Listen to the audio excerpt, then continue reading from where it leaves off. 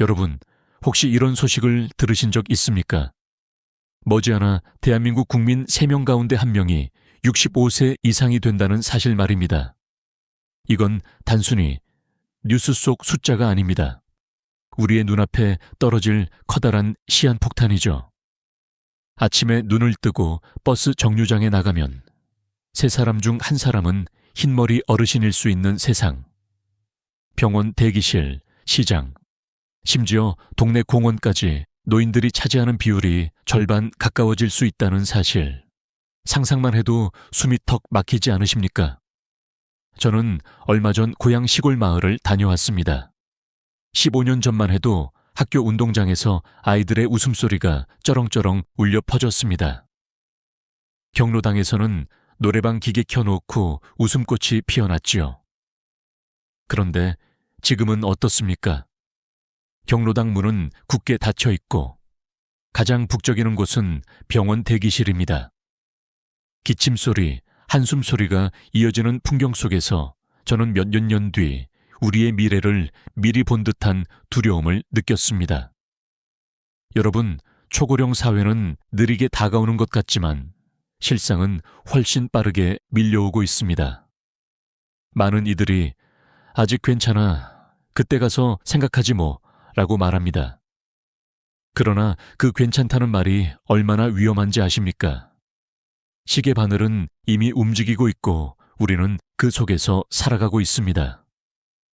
준비하지 않은 채로 맞닥뜨리는 순간 그것은 단순한 변화가 아니라 위기로 다가옵니다. 제가 오늘 전하려는 이야기는 두려움만 주려는 것이 아닙니다. 오히려 희망을 심어주려는 것입니다. 왜냐하면 늙는 것은 피할 수 없는 일이지만 어떻게 늙을지는 우리가 선택할 수 있기 때문입니다. 바로 지금부터라도 준비한다면 남은 인생의 풍경은 전혀 다른 색깔로 바뀔 수 있습니다. 통계청에 따르면 우리나라는 2025년에 이미 유엔이 정의한 초고령 사회 기준을 넘어섰습니다. 65세 이상 인구가 전체의 4%를 넘는 사회. 그게 바로 우리가 사는 현실입니다. 일본은 이 단계에 도달하는데 36년이 걸렸지만 우리는 단 26년 만에 도착했습니다. 세계에서 가장 빠르게 늙는 나라, 그것이 바로 한국입니다. 이 사실 하나만으로도 우리는 지금 얼마나 큰 파도 앞에 서 있는지 알 수 있습니다. 여러분, 그 파도가 단순히 먼 바다에서 밀려오는 게 아닙니다. 이미 우리 발목까지 찰랑찰랑 차오르고 있습니다. 병원 예약이 예전보다 훨씬 늦어지고 간병인을 구하려면 1달 이상을 기다려야 한다는 이야기를 주변에서 심심찮게 듣게 됩니다. 그리고 혼자 사는 노인의 수가 10년 만에 2배 이상 늘어났습니다. 이건 뉴스 속의 숫자가 아니라 우리 이웃집, 바로 옆집에서 벌어지고 있는 현실입니다. 저는 여기서 한 가지 질문을 던지고 싶습니다. 여러분은 준비가 되어 있습니까? 건강을 지키기 위한 작은 습관, 은퇴 이후를 위한 재정 계획, 디지털 기술을 익히는 작은 노력, 가족 안에서의 대화와 합의. 이 4가지를 지금 당장 시작하지 않는다면 미래는 우리를 기다려주지 않습니다. 그러나 여러분, 두려움 속에만 머물 필요는 없습니다. 일본, 덴마크, 그리고 일부 우리 지역 사회가 이미 보여주고 있듯이 답은 존재합니다. 그리고 그 답은 거창한 것이 아니라 우리가 오늘 저녁 당장 할 수 있는 작은 실천에서 시작됩니다. 지금은 단순한 경고가 아니라 행동을 요구하는 시간입니다. 병원 대신 공원에서, 병상 대신 여행지에서, 외로움 대신 웃음 속에서 노후를 맞이하고 싶다면 준비는 오늘부터 시작해야 합니다. 오늘 영상에서 제가 전하고 싶은 첫 번째 메시지는 바로 이것입니다. 초고령 사회라는 거대한 파도는 이미 밀려오고 있고 그 파도를 어떻게 탈지는 오직 우리 손에 달려 있다는 사실입니다. 이제 저는 여러분을 조금 더 깊은 이야기로 안내하고자 합니다. 왜 우리나라가 이렇게 빠르게 늙어가고 있는지, 그리고 그 속도가 어떤 결과를 불러올 것인지, 그 다음 단계에서 우리는 반드시 그 진실을 마주해야 합니다. 여러분, 이제 본격적으로 왜 우리나라가 이렇게 빠르게 늙어가고 있는지 그 이유를 살펴봅시다. 사실 고령화는 어느 나라에서나 피할 수 없는 흐름입니다. 하지만 한국은 그 속도가 유난히 가파릅니다. 일본이 초고령 사회에 도달하는데 36년이 걸렸다면 우리는 불과 26년 만에 같은 지점에 도착했습니다. 단 10년 이상 차이가 나는 이 속도의 차이는 단순히 숫자의 문제가 아닙니다. 앞으로 10년, 20년 뒤 우리의 삶 전반을 바꿔놓을 무게입니다. 왜 이렇게 빠를까요? 첫 번째 이유는 바로 출산율입니다. OECD 평균 출산율이 1.6 정도인데 한국은 0.7 이하로 떨어져 세계 최저 수준에 머무르고 있습니다. 결혼을 늦추거나 하지 않는 젊은 세대가 늘고 아이를 낳더라도 한 명에서 멈추는 경우가 많습니다. 사회 구조가 변하면서 아이 울음소리가 점점 사라진 것이지요. 아이가 태어나지 않으면 결국 일할 사람, 세금을 낼 사람이 줄어들 수밖에 없습니다. 두 번째 이유는 기대 수명의 증가입니다. 한국인의 평균 기대 수명은 이미 83세를 넘어섰습니다. 의료기술의 발달과 생활 수준 향상 덕분에 오래 사는 건 축복이지만 동시에 그 기간 동안 돌봄과 지원이 필요하다는 부담이 커집니다.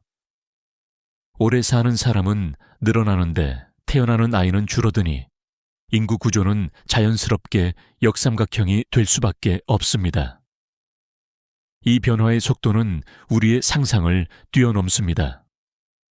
서울 시내 한복판에서도 버스 정류장, 병원, 마트, 어디를 가든 어르신들이 중심이 되는 풍경이 보편화되고 있습니다. 농촌만의 문제가 아닙니다. 인천, 부산, 대구, 광주 등 대도시 곳곳에서도 이미 조용히 진행 중입니다. 여러분, 여기서 중요한 사실 하나를 기억해야 합니다. 초고령 사회는 우리를 기다려주지 않습니다. 시계는 멈추지 않고 인구 변화는 가속도를 붙여 달려갑니다. 지금 우리가 아직 괜찮다고 말하는 사이에도 매달 5만 명 이상의 인구가 노년층으로 편입되고 있습니다. 이렇게 빠른 속도는 어떤 결과를 불러올까요? 첫째, 경제적 충격입니다. 일할 세대가 줄어들면 세금을 낼 사람도 줄어듭니다. 동시에 의료와 복지에 들어가는 비용은 폭발적으로 늘어나겠죠. 결국 젊은 세대는 더 많은 세금을 부담해야 하고 연금 제도는 버티기 어려워질 수 있습니다. 지금 45-50대 세대가 은퇴할 무렵 제대로 연금을 받지 못할지도 모른다는 불안이 현실이 됩니다.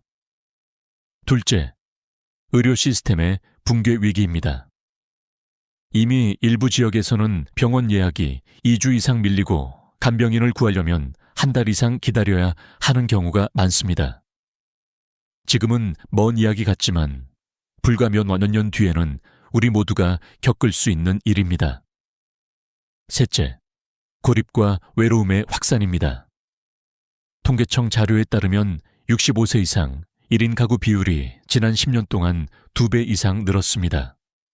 자녀는 각자 삶에 바쁘고 배우자는 먼저 세상을 떠난 경우가 많습니다. 하루 종일 말 한마디 나누지 못하는 시간이 늘어나면서 우울증, 치매, 심지어 사망률까지 높아진다는 연구 결과가 있습니다. 여러분, 제가 강조하고 싶은 건 이 변화가 뉴스 속 숫자에 그치지 않는다는 점입니다. 이미 우리의 일상 속에서 체감되고 있고 그 속도는 더욱 빨라질 것입니다. 자동차 브레이크가 고장난 채로 내리막길을 달리는 것과 같은 상황. 우리가 지금 바로 핸들을 잡지 않으면 곧바로 충돌이라는 위기를 맞게 됩니다. 그렇다면 질문이 생깁니다. 이 빠른 속도 앞에서 우리는 무엇을 준비해야 할까요? 단순히 두려워하기만 해서는 안 됩니다. 지금부터라도 개인, 가족, 사회가 함께 대응한다면 늦지 않았습니다. 다른 나라의 사례에서 답을 찾을 수도 있습니다. 여러분, 다음 이야기는 바로 그 해답을 향한 길입니다. 일본과 북유럽의 선택, 그리고 우리가 배울 수 있는 지혜. 거기서 우리는 한 줄기 빛을 발견할 수 있을 것입니다. 여러분, 이제부터는 그 빠른 변화가 우리의 삶에 어떤 파장을 주는지 더 깊게 들여다보겠습니다. 사실 초고령 사회의 무게는 단순히 통계 속 수치가 아니라 개인과 가족, 그리고 사회 전체를 동시에 흔드는 거대한 힘입니다. 눈에 잘 보이지 않지만 우리 일상 곳곳에 스며들어 있는 보이지 않는 짐이죠. 저는 이 짐을 보이지 않는 무게라고 부르고 싶습니다. 먼저 개인 차원입니다. 나이가 들면 가장 먼저 찾아오는 건 고립감입니다. 퇴직과 동시에 사회적 연결망은 빠르게 끊어집니다. 회사 동료와 연락이 끊기고 자녀들은 바쁜 삶 속에서 얼굴 보기가 어려워집니다. 어느 순간 하루 종일 아무와도 대화하지 못한 채 시간을 보내는 자신을 발견하게 됩니다.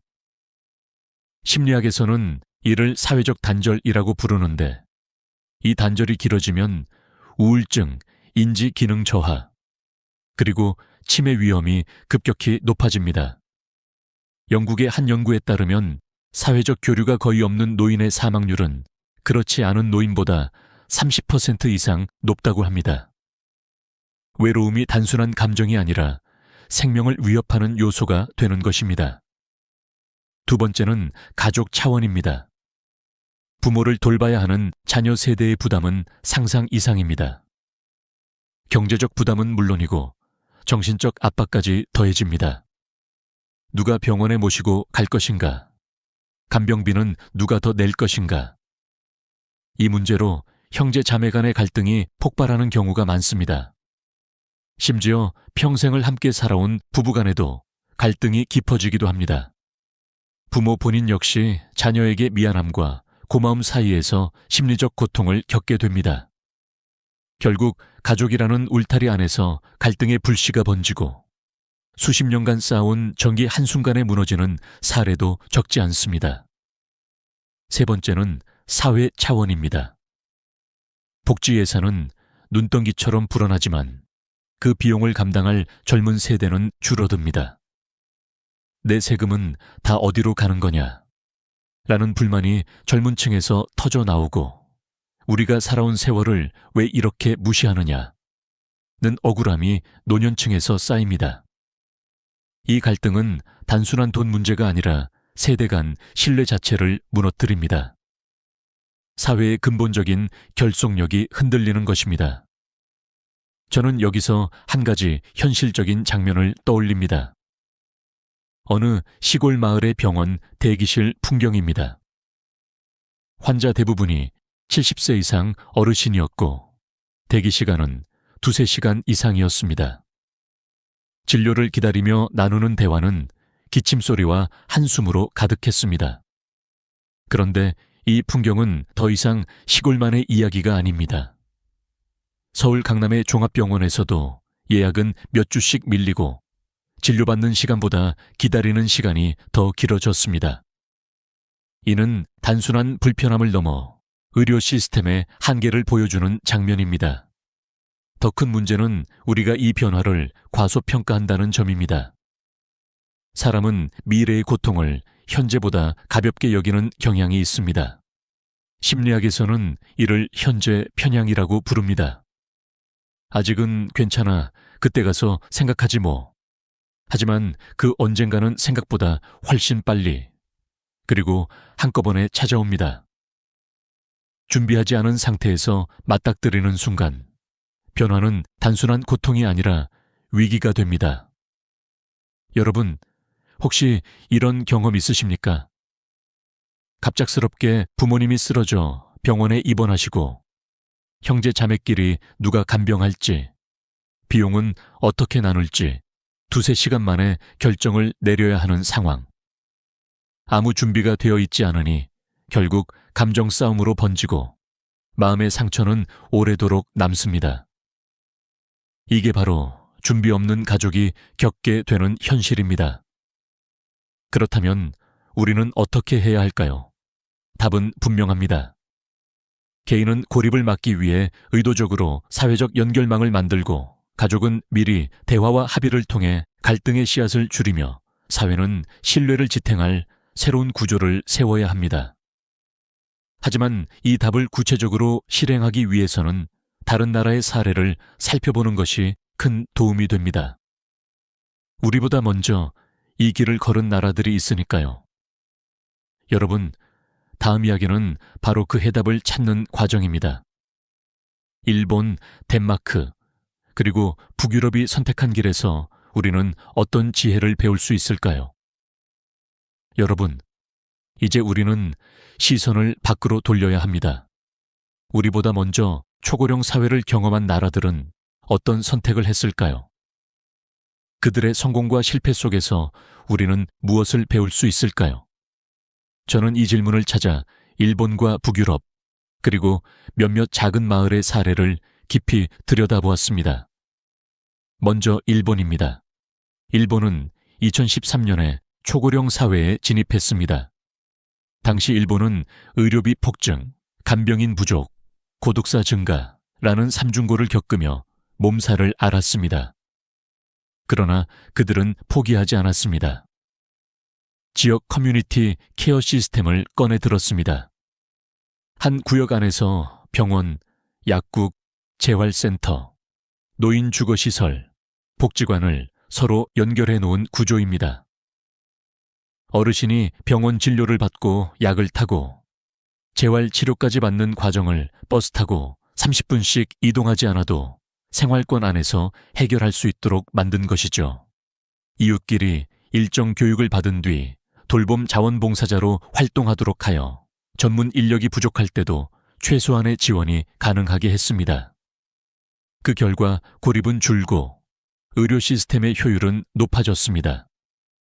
여기서 중요한 건 단순한 제도가 아니라 가까움입니다. 병원, 복지관, 문화시설이 걸어서 10분 안에 모여 있어야 노인이 사회와 단절되지 않는다는 점. 일본은 그 사실을 정확히 짚어냈습니다. 다음은 덴마크입니다. 덴마크는 노인을 부담으로 보지 않았습니다. 오히려 경험 많은 일꾼으로 바라봤습니다. 은퇴 연령을 늦추고 고령자 맞춤형 일자리를 만들었습니다. 체력은 덜 쓰지만 경력과 지혜가 중요한 분야, 예를 들어 도서관 사서, 지역 문화 해설사, 원예 관리 같은 직업을 어르신들에게 맡겼습니다. 국가에서 재교육 프로그램을 무료로 제공해 65세 이후에도 새로운 기술을 배우고 다시 일할 수 있도록 돕기도 했습니다. 그 결과 70대 취업률은 OECD 평균을 훌쩍 넘었고, 노인 빈곤율은 7%대로 세계 최저 수준을 기록했습니다. 덴마크 사회가 노인을 부담이 아닌 자원으로 인식했기 때문에 가능했던 일입니다. 여러분, 여기에 또 하나 주목할 점이 있습니다. 덴마크의 어르신들은 경제적 안정뿐 아니라 심리적 건강까지 지켜냈습니다. 아침에 일어나 출근할 이유가 있다라는 건 자신이 여전히 사회에 필요한 존재라는 감각을 준다는 뜻입니다. 이것이야말로 고령화 사회에서 가장 강력한 백신일지 모릅니다. 그리고 우리나라 안에서도 작은 희망들이 피어나고 있습니다. 전남의 한 농촌 마을에서는 마을 회관을 공동 돌봄센터로 바꿨습니다. 어르신들이 함께 식사하고 주 3회 간호사가 건강을 체크합니다. 홀로 사는 어르신이 갑자기 쓰러져도 함께 식사하던 이웃들이 바로 발견해 병원으로 연결할 수 있습니다. 또 경기도 일부 지자체에서는 실버 창업 지원 프로그램을 운영합니다. 전통 먹거리 판매, 수공예, 소규모 텃밭 재배 등 작지만 안정적인 수익을 낼 수 있는 아이템을 지원하고 판매처까지 연결해 줍니다. 여러분, 이 모든 사례에는 3가지 공통점이 있습니다. 첫째, 고립을 막는 사회적 연결망을 구축했다는 점. 둘째, 노인의 경험과 시간을 자원으로 활용했다는 점. 셋째, 의료와 돌봄 서비스를 생활권 안으로 끌어왔다는 점. 이 세 가지 원칙은 국가 차원에서뿐 아니라 지자체, 심지어 한 가족 단위에서도 적용할 수 있는 보편적 지혜입니다. 저는 이 사례들을 보면서 큰 깨달음을 얻었습니다. 늙어가는 건 피할 수 없지만 어떻게 늙을지는 준비에 달려있다는 사실 말입니다. 일본의 지역 커뮤니티, 덴마크의 재취업 정책, 그리고 우리 농촌의 공동 돌봄은 모두 같은 메시지를 던집니다. 고립을 막아라, 자원을 활용하라, 가까움을 확보하라. 여러분, 그렇다면 이제 중요한 질문이 남습니다. 다른 나라와 다른 마을은 이렇게 준비했었는데 우리는 지금 무엇을 해야 할까요? 답은 바로 우리 각자의 선택 속에 있습니다. 건강, 돈, 기술, 이 세 가지 기둥을 세우는 것. 이것이 앞으로 다가올 폭풍을 견딜 수 있는 토대가 될 것입니다.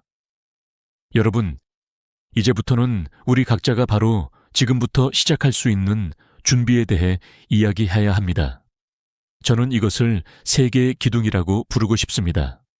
건강, 재정, 그리고 기술. 이 세 가지 기둥을 동시에 세워야만 초고령 사회라는 폭풍 앞에서 무너지지 않고 당당히 설 수 있습니다. 첫 번째 기둥은 건강입니다. 오래 사는 건 이제 당연한 시대가 되었습니다. 하지만 문제는 얼마나 오래 사느냐가 아니라 어떻게 사느냐입니다. 병원 침대 위에서 10년을 보내는 건 결코 장수라고 할 수 없습니다. 진짜 장수는 내 두 발로 시장을 걸어가고 내 손으로 밥을 차리고 친구와 차 한 잔을 나누는 기간을 늘리는 것입니다. 이를 기능적 건강 수명이라고 합니다. 단순히 생존 연수가 아니라 스스로 움직이고 판단할 수 있는 좋은 세월을 늘리는 것.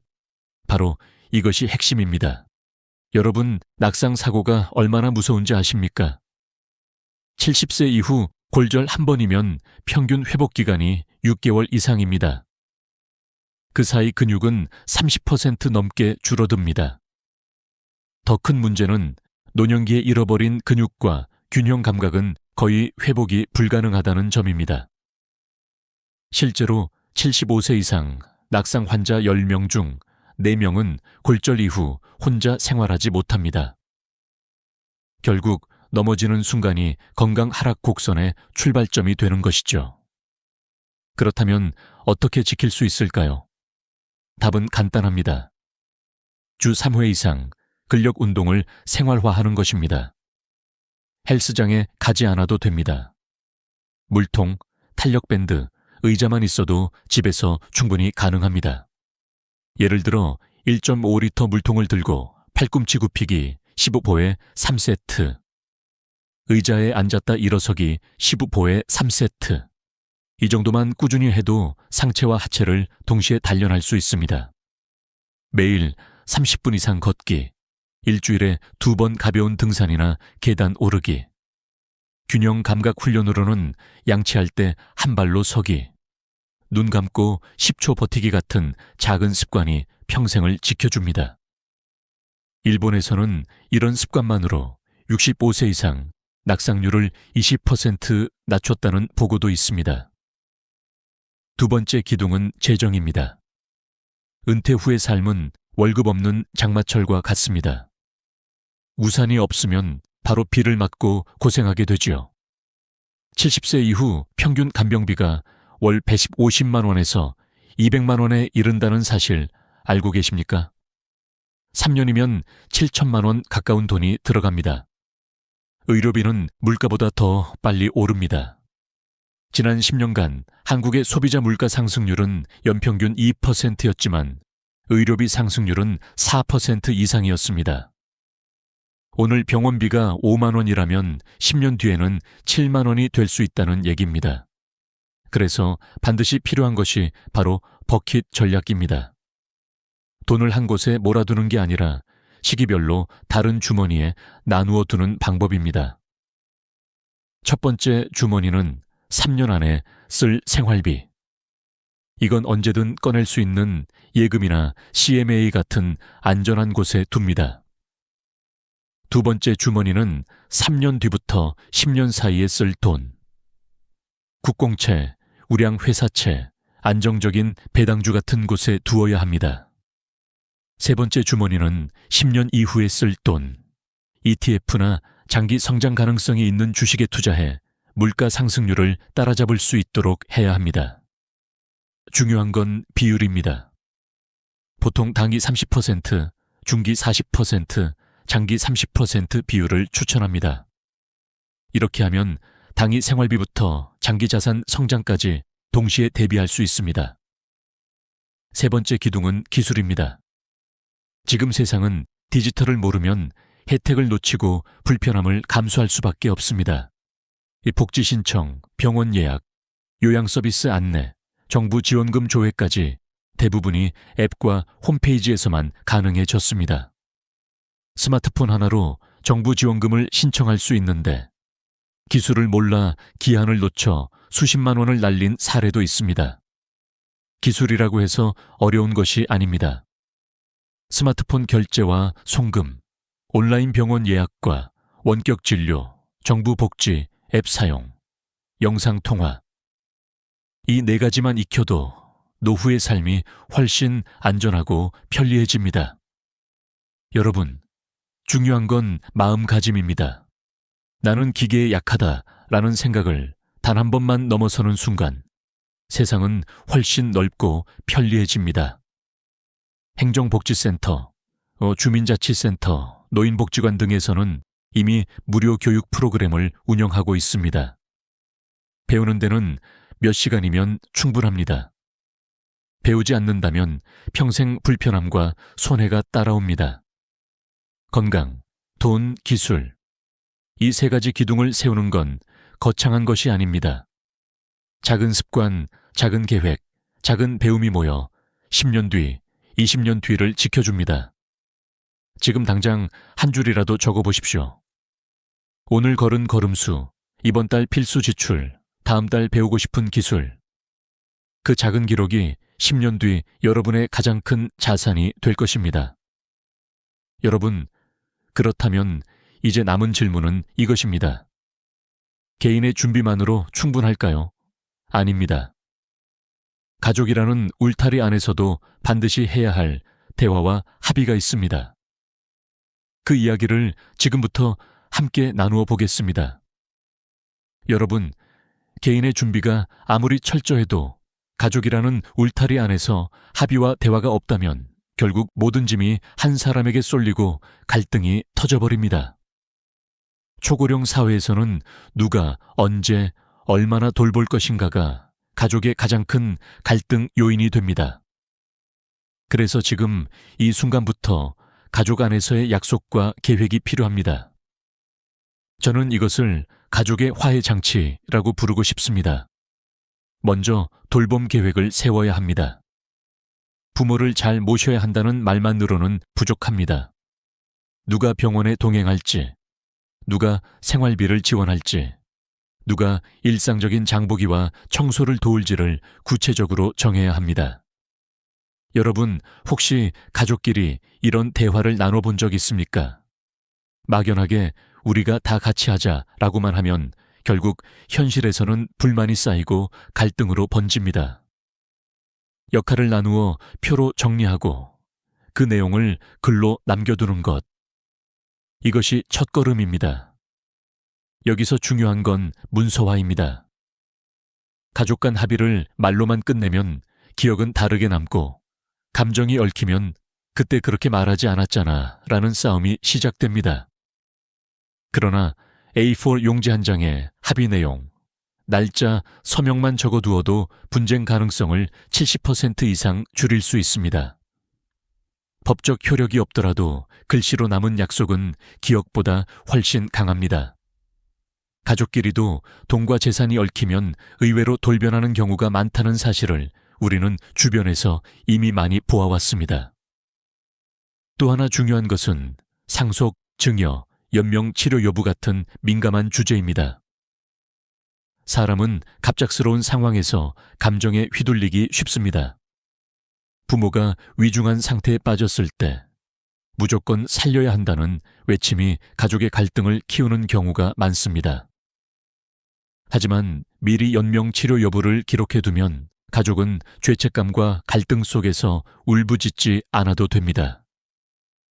재산 분배를 명확히 해두면 형제간 소송이라는 최악의 상황도 막을 수 있습니다. 그리고 부모 세대 역시 자녀에게 고마움과 미안함 사이에서 흔들리는 마음이 있습니다. 내가 이렇게까지 도움을 받았으니 갚아야 하지 않나 하는 심리적 빚이 생기면 돌봄이 고마움이 아니라 부담이 됩니다.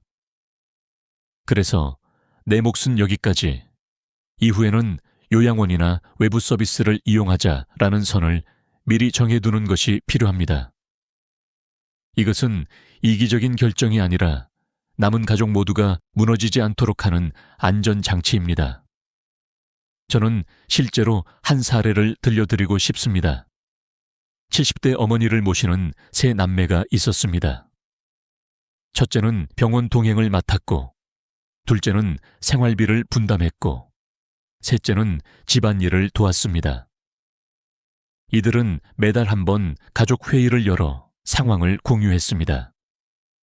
작은 갈등이 생겨도 바로 조정했고, 중요한 결정은 간단한 메모로 남겼습니다. 결과적으로 어머니는 편안한 노후를 보내셨고, 자녀들은 서로의 부담을 인정하며 평생의 관계를 지켜낼 수 있었습니다. 반대로 아무런 합의 없이 각자 알아서 하자고 했던 또 다른 가족은 정반대의 길을 걸었습니다. 아버지가 갑작스럽게 쓰러지자 간병과 비용 부담이 한쪽으로 쏠렸고, 결국 형제 간 말다툼이 폭력으로 번졌습니다.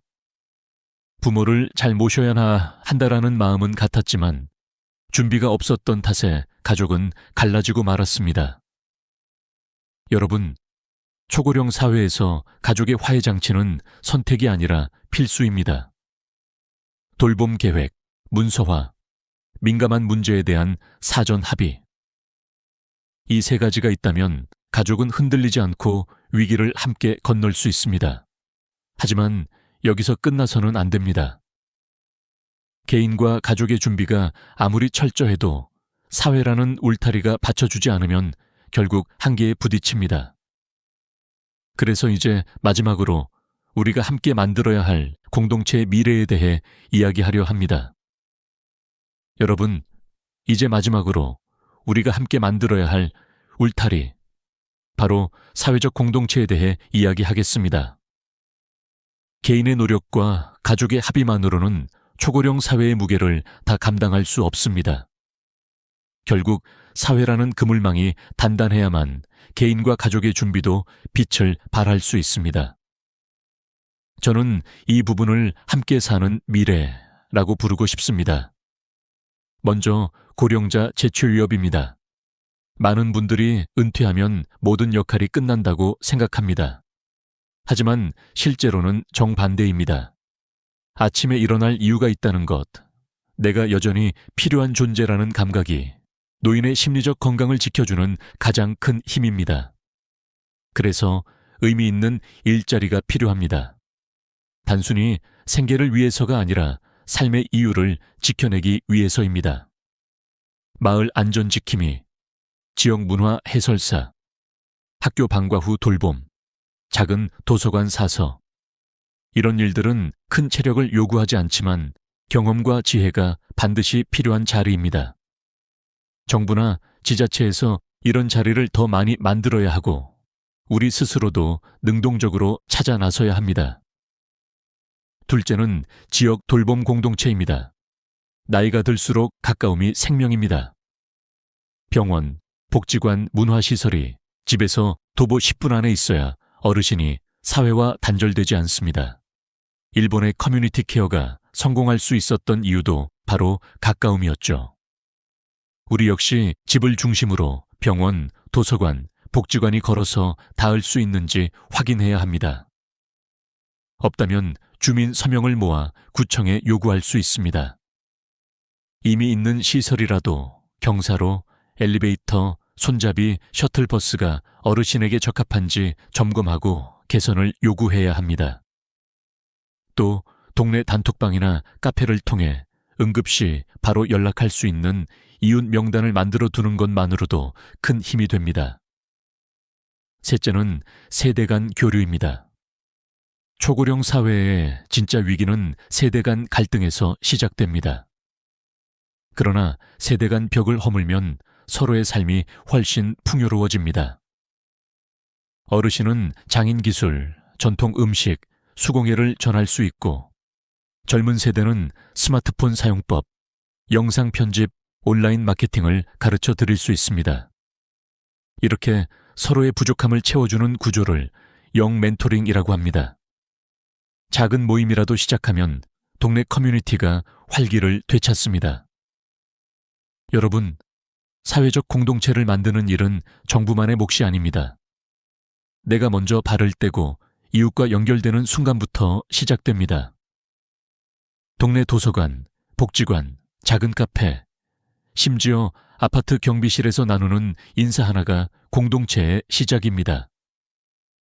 늙는 것은 선택이 아니지만 어떻게 늙을지는 분명 우리의 선택입니다. 한국 철학자 함석헌 선생은 이렇게 말했습니다. 사는 것이 곧 늙는 것이지만 늙는 것도 배워야 한다. 오늘 이야기를 들으신 여러분께 제가 드리고 싶은 마지막 메시지는 바로 이것입니다. 준비 없이 흘려보낸 하루가 쌓이면 후회가 되는 노년이 됩니다. 하지만 오늘부터 단 한 걸음이라도 내디딘다면 그 걸음이 10년 뒤 여러분을 지켜주는 울타리가 될 것입니다. 여러분이 생각하는 행복한 노년의 조건은 무엇입니까? 건강입니까? 사랑하는 사람과의 시간입니까? 경제적 자유입니까? 마음의 평화입니까? 어떤 답이든 좋습니다. 댓글로 남겨주십시오. 여러분의 이야기가 누군가의 10년 뒤를 바꿀 수 있습니다. 오늘 영상을 끝까지 시청해 주셔서 진심으로 감사드립니다. 도움이 되셨다면 소중한 분들께 공유해 주시고 구독과 좋아요로 저를 응원해 주세요. 여러분과의 연결이 저에게는 가장 큰 힘이 됩니다. 다음 영상에서도 여러분의 삶을 비추는 이야기로 찾아뵙겠습니다. 안녕하십니까? 제가 진심으로 여쭈겠습니다. 여러분은 예전처럼 부부관계에서 더 이상 뜨거운 열정을 유지하지 못한다고 느껴본 적이 있으십니까? 남자의 자존심이자 자부심이었던 자신감이 어느 순간 바닥까지 떨어져 버린 적이 있으십니까? 많은 분들이 그저 속으로만 받아들이며 나이 들면 어쩔 수 없다고 스스로 위로합니다. 그러나 오늘 저는 단호하게 말씀드리고 싶습니다. 활력 저하와 피로가 계속되는 현상은 단순히 나이가 들어서가 아닙니다. 그것은 바로 여러분의 몸속에서 남성 호르몬 공장이 점점 멈추고 있다는 경고 신호입니다. 그리고 방치한다면 그 결과는 매우 심각할 수 있습니다. 전립선 질환에서부터 혈관과 관련된 위험한 문제까지 이어질 수 있습니다. 부디 저에게 단 15분만 귀를 기울여 주십시오. 오늘 이야기를 끝까지 들으신다면 여러분은 활력으로 가득한 아침을 되찾고 부부의 밤이 여전히 20살처럼 뜨거울 수 있는 방법을 알게 될 것입니다. 더 이상 지치고 참고 사는 삶은 필요 없습니다. 저는 확신합니다. 만약 이 기회를 놓치신다면 언젠가 반드시 후회하게 될 것입니다. 저는 30년 넘게 수많은 남성 환자들과 함께하며 그들의 고민을 들어왔습니다. 어떤 이는 자신이 더 이상 남편으로서, 아버지로서 제 역할을 하지 못한다고 자책하며 눈물을 흘렸습니다. 또 어떤 이는 활력을 잃은 자신의 모습을 가족에게 들키는 것이 두려워 혼자 속으로만 괴로워했습니다. 그러나 저는 분명히 말할 수 있습니다. 희망은 아직 남아 있습니다. 몸속의 불꽃은 꺼진 것이 아니라 잠시 약해져 있을 뿐입니다. 그 불꽃을 다시 살려내는 방법은 분명히 존재합니다. 한 환자의 이야기를 예로 들어보겠습니다. 그는 65세의 평범한 아버지였습니다. 은퇴 이후 점점 기력이 떨어지고 아내와 대화도 줄었습니다. 아들은 아버지는 더 이상 예전의 아버지가 아니다 라고 말했고 그는 그 말에 더욱 깊은 좌절감을 느꼈습니다. 하지만 제가 알려드린 방법을 통해 그는 다시 달라졌습니다. 아침에 눈을 뜨자마자 무겁던 몸이 가벼워졌고 아내와 함께 웃을 수 있는 시간이 돌아왔습니다. 이것은 결코 특별한 기적이 아닙니다. 누구나 경험할 수 있는 변화입니다. 여러분, 우리가 나이 들어도 여전히 지켜야 할 것은 단순한 건강 이상의 것입니다. 그것은 자신감이고 존엄이며 삶의 의미입니다.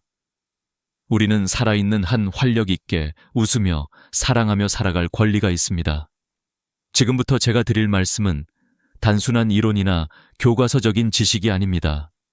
실제로 제가 수천 명의 환자들과 함께하며 검증된 경험과 삶을 바꾼 사례에서 얻은 진실입니다. 그러니 지금 이 순간 포기하지 마십시오. 몸이 보내는 신호를 외면하지 마십시오. 단지 나이 탓이라며 체념하지 마십시오. 오늘 이 시간을 통해 여러분은 자신을 다시 세우고 인생의 불꽃을 되살릴 수 있는 방법을 만나게 될 것입니다. 그 여정을 지금부터 시작하겠습니다. 제가 수많은 환자들을 만나며 늘 깨달은 것은 대부분의 남성들이 문제의 본질을 잘못 이해하고 있다는 사실이었습니다. 힘이 떨어지고 자신감이 사라지고 부부 관계가 예전 같지 않으면 사람들은 흔히 나이를 탓합니다. 그래서 홍삼, 녹용, 값비싼 보약을 찾아 먹고 또 다른 보충제를 억지로 채워 넣습니다. 하지만 잠깐 좋아지는 듯하다가 금세 원래대로 돌아오는 경험, 여러분도 해보신 적이 있지 않습니까? 바로 그 이유는 우리가 늘 가지와 잎이만 돌보고 뿌리를 돌보지 않았기 때문입니다. 여러분, 우리 몸은 큰 나무와 같습니다. 활력과 에너지는 가지와 잎입니다. 하지만 뿌리가 썩으면 아무리 물을 주고 비료를 줘도 소용이 없습니다. 결국 나무 전체가 말라버리는 것이죠. 인간의 몸도 마찬가지입니다. 남성의 활력과 자신감을 지탱하는 뿌리, 그것은 바로 장, 창입니다. 장은 단순히 음식을 소화하는 곳이 아니라 우리 몸의 에너지를 흡수하고 면역을 만들며 호르몬 생산까지 관여하는 숨겨진 공장입니다. 현대의학은 장을 제2의 뇌라고 부릅니다. 실제로 행복 호르몬이라 불리는 세로토닌의 90% 이상이 장에서 만들어집니다. 또 수천억 마리의 미생물이 장 속에서 살면서 우리가 먹은 음식을 분해하고 몸이 쓸 수 있는 영양으로 전환합니다. 하지만 나이가 들수록 그리고 짜고 기름진 음식, 술, 스트레스가 쌓일수록 이 균형은 무너집니다. 유익균은 줄어들고 해로운 균이 차지합니다. 그 결과 독소가 만들어지고 염증 물질이 혈액 속으로 흘러들어가 전신을 공격합니다. 그 독소가 혈관을 손상시키면 고혈압, 동맥경화, 심근경색 위험이 올라갑니다. 뇌로 올라가면 기억력 저하와 치매의 위험이 커집니다. 심지어 남성 호르몬 분비에도 영향을 미쳐 활력 저하와 자신감 상실로 이어집니다. 그래서 어떤 분들은 몸이 피곤할 뿐 아니라 마음까지 무너져 버립니다. 의욕이 사라지고 무기력과 우울감이 덮쳐오는 것이지요. 실제 연구에서도 이런 사실이 확인되었습니다. 장내 환경이 건강하지 못한 남성은 테스토스테론 수치가 현저히 낮게 나타났습니다. 반대로 유익균이 풍부한 사람들은 같은 나이라도 훨씬 활력이 높고 자신감이 유지되었습니다. 혈액 속 염증 지표인 CRP 수치 역시 장 건강과 밀접하게 연결돼 있습니다. CRP가 높으면 늘 피곤하고 무기력하며 반대로 CRP가 낮아지면 활력이 돌아옵니다. 저는 이런 환자들을 수없이 만났습니다. 예를 들어 70세 김 선생님은 늘 피곤하다고 호소했습니다. 아침에 일어나기도 힘들고 조금만 걸어도 숨이 차며 부부 관계는 오래전부터 끊어진 상태였습니다. 하지만 그는 3개월 동안 장 건강을 되살리는 방법을 실천했습니다. 식습관을 고치고 유익균을 늘리고 염증을 줄이는 생활을 이어갔습니다. 그 결과 CRP 수치가 절반으로 떨어지고 테스토스테론 수치가 정상 범위로 올라왔습니다. 무엇보다도 그는 환하게 웃으며 말했습니다. 다시 살아난 기분입니다. 아내와 손을 잡고 산책하는 게 이렇게 즐거운 줄 몰랐습니다. 여러분, 문제의 본질은 뿌리에 있습니다. 우리가 지금까지 놓치고 있었던 것은 바로 장이라는 뿌리였습니다. 나무의 뿌리가 건강해야 가지가 푸르고 꽃이 피고 열매가 맺히듯 장이 건강해야 우리의 삶이 활력으로 빛납니다. 그러므로 여러분은 더 이상 보약이나 영양제에만 의지할 필요가 없습니다. 그보다 먼저 몸의 뿌리를 돌보아야 합니다. 그래야만 활력이 돌아오고 자신감이 되살아나며 잃어버린 삶의 기쁨을 되찾을 수 있습니다. 이제 저는 그 뿌리를 어떻게 되살릴 수 있는지, 생활 속에서 구체적으로 무엇을 해야 하는지 하나씩 말씀드리겠습니다. 단순히 듣고 지나칠 이야기가 아니라 여러분이 오늘부터 바로 실천할 수 있는 길입니다. 제가 환자들에게 늘 강조하는 것은 단순한 약이나 보약이 아니라 생활 속에서 뿌리를 살리는 구체적인 방법입니다. 뿌리가 회복되면 나무는 스스로 살아나듯이 몸도 자연스럽게 활력을 되찾습니다. 그래서 저는 되살림 설계도라고 부르는 4가지 원칙을 환자들에게 알려드립니다. 이 4가지는 아주 단순하지만 꾸준히 실천하면 누구나 확실한 변화를 경험할 수 있습니다. 첫 번째는 잠입니다. 많은 분들이 나이가 들면 원래 잠이 줄어드는 것 아니냐라고 생각합니다.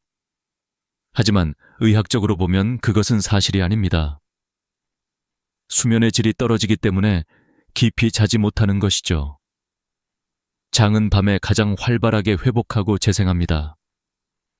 그런데 숙면을 취하지 못하면 장은 제 기능을 다하지 못하고 결국 호르몬 생산도 줄어듭니다. 연구에 따르면 하루 6시간 이하로 수면을 유지하는 남성들은 테스토스테론 수치가 평균 15% 낮았습니다. 그러니 깊은 잠을 되찾는 것이 무엇보다 중요합니다. 매일 같은 시간에 자고 일어나며 자기 전 스마트폰과 술을 멀리하고 조명을 어둡게 하는 것만으로도 수면의 질은 눈에 띄게 달라집니다. 두 번째는 운동입니다. 운동은 장 건강과 호르몬 분비에 동시에 작용합니다. 흔히 땀만 흘리면 된다라고 생각하지만 무조건 강도 높은 운동만이 답은 아닙니다. 하루 30분 가볍게 걷기만 해도 장내 유익균의 다양성이 늘어난다는 연구가 있습니다. 여기에 근력 운동을 조금 더 하면 효과는 배가 됩니다. 특히 밴드나 가벼운 아령을 활용한 저항 운동은 노화로 줄어드는 근육을 지켜주고 테스토스테론 분비를 촉진합니다. 제 환자들 가운데는 매일 아침 공원에서 가볍게 걷고 주 2세 4회 밴드 운동을 하며 체중이 줄고 활력이 돌아온 분들이 많습니다. 세 번째는 식습관입니다.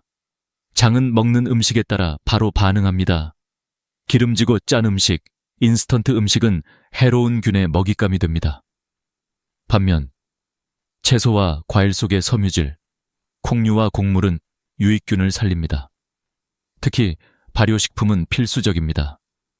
김치, 된장, 청국장, 요구르트 같은 음식에는 살아있는 유산균이 풍부합니다. 이런 음식들을 꾸준히 섭취하면 장내 미생물의 균형이 회복되고 몸 전체의 면역과 에너지가 달라집니다. 한 연구에서는 발효식품을 매일 먹는 사람들이 그렇지 않은 사람들에 비해 염증 지표가 낮고 활력이 높다는 결과가 나왔습니다. 네 번째는 체계적인 점검입니다. 많은 분들이 몸의 변화를 감으로만 판단합니다. 그러나 객관적인 수치를 확인해야만 정확히 알 수 있습니다. 혈압, 혈당, 콜레스테롤, 체중, 그리고 혈액 속 염증 지표인 CRP, 호르몬 수치 같은 지표를 확인해야 합니다. 예를 들어 어떤 환자는 늘 피곤하다고 했지만 검사를 해보니 빈혈과 낮은 테스토스테론 수치가 동시에 나타났습니다. 원인을 알자 치료 방향이 분명해졌고 불필요한 약을 끊을 수 있었습니다. 여러분도 최소한 1년에 한 번은 건강검진을 통해 이런 지표들을 확인하시길 바랍니다. 이 4가지 원칙은 별것 아닌 것처럼 보이지만 바로 되살림 설계도입니다. 숙면으로 몸이 회복하고 운동으로 근육과 호르몬이 살아나며 올바른 식습관으로 장이 회복되고 수치로 현황을 점검하며 방향을 잡는 것. 이 4가지가 합쳐질 때 몸의 뿌리가 되살아나고 그 뿌리가 다시 에너지와 활력을 만들어냅니다. 한 가지 사례를 말씀드리겠습니다. 68세 이 선생님은 늘 피곤해 약에만 의지했습니다. 그런데 수면 습관을 바로잡고 매일 아침 공원에서 20분 걷기, 저녁에는 작은 아령으로 근력 운동을 시작했습니다. 음식도 조금씩 바꾸어 김치와 된장을 챙겨 먹고 정기적으로 혈액 검사를 받았습니다. 3개월 뒤 그의 염증 수치는 절반으로 떨어졌고 테스토스테론은 정상 범위로 회복되었습니다. 무엇보다도 아내와 함께 다시 대화하고 웃게 되었다는 말이 가장 인상 깊었습니다. 여러분, 몸은 절대로 배신하지 않습니다. 뿌리를 살리면 가지가 살아나듯 장을 회복하면 활력은 반드시 돌아옵니다. 지금 당장은 무겁고 지쳐 있어도 생활 속 작은 실천이 쌓이면 몸은 다시 반응합니다. 이제 저는 여러분께 단순한 설계도를 넘어서 매일 실천할 수 있는 특별한 습관을 알려드리겠습니다. 그 습관은 매우 간단하지만 수많은 환자들의 삶을 바꾸어온 강력한 열쇠입니다. 바로 잠들기 전 단 한 잔의 작은 의식입니다. 이어서 그 비밀을 말씀드리겠습니다. 저는 오랜 임상 경험을 통해 깨달았습니다. 환자들이 아무리 좋은 설계도를 받아도 꾸준히 실천하지 못하면 변화가 오지 않는다는 사실입니다.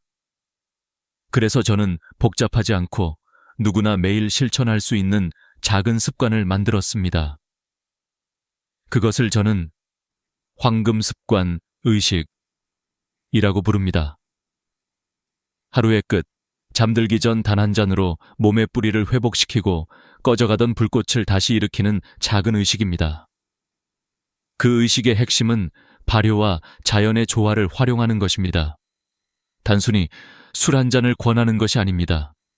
그것은 약이 되기도 하고 독이 되기도 합니다. 중요한 것은 올바른 선택과 정확한 방법입니다. 이 습관은 본질적으로 장내 유익균을 깨우고 동시에 몸에 필요한 영양을 공급하여 회복의 시계를 거꾸로 돌리는 힘을 갖고 있습니다. 먼저 재료 선택입니다. 막걸리를 예로 들면 반드시 생쉥이라는 표시가 있어야 합니다. 시중에 오래 두고 마실 수 있도록 살균 처리된 제품은 단순히 달콤한 음료일 뿐입니다. 살아있는 효모와 유산균이 들어있어야만 진짜 효과가 나타납니다. 라벨을 꼭 확인하시고 유통기한이 짧고 냉장 보관이 필요한 제품을 선택해야 합니다. 또한 인공 감미료가 들어간 제품은 피하는 것이 좋습니다. 그것은 오히려 장내 환경을 해칠 수 있기 때문입니다.